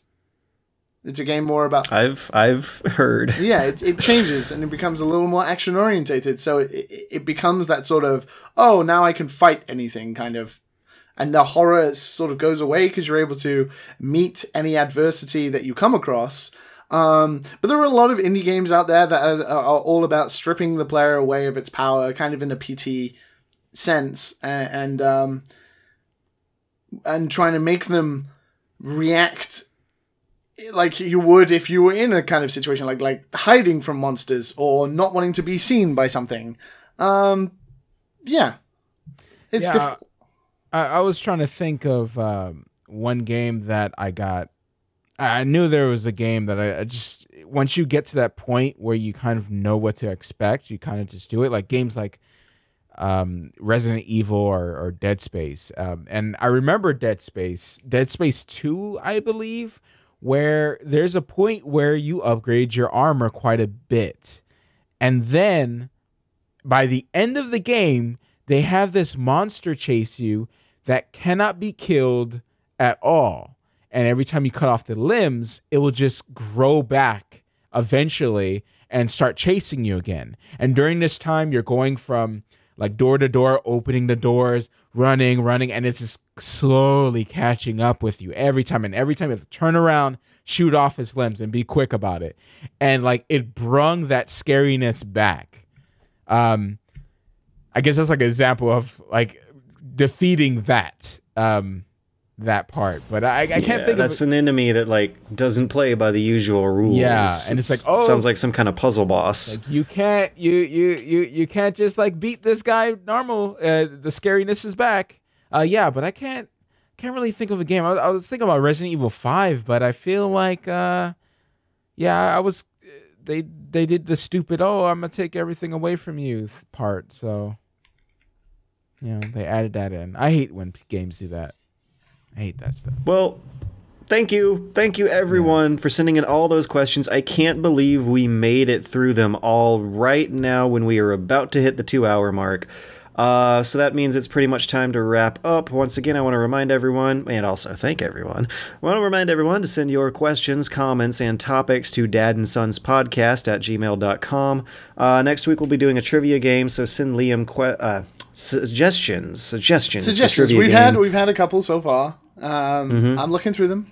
I'm choosing them. So please send them. Do you have any advice you want to throw in for this stuff? Because I am not allowed to look at those emails. I do not open those. Don't be too obscure. Like, I know it's tempting to be like, what was the name of that captain in Star Citizen from 1985? What was his name? Like, don't do that. Try and pick a good sort of round middle ground in what maybe all of us kind of maybe know, but it's creeping in the back of our minds. Because the whole gimmick of that section is that we are not as smart as you think we are. Yeah.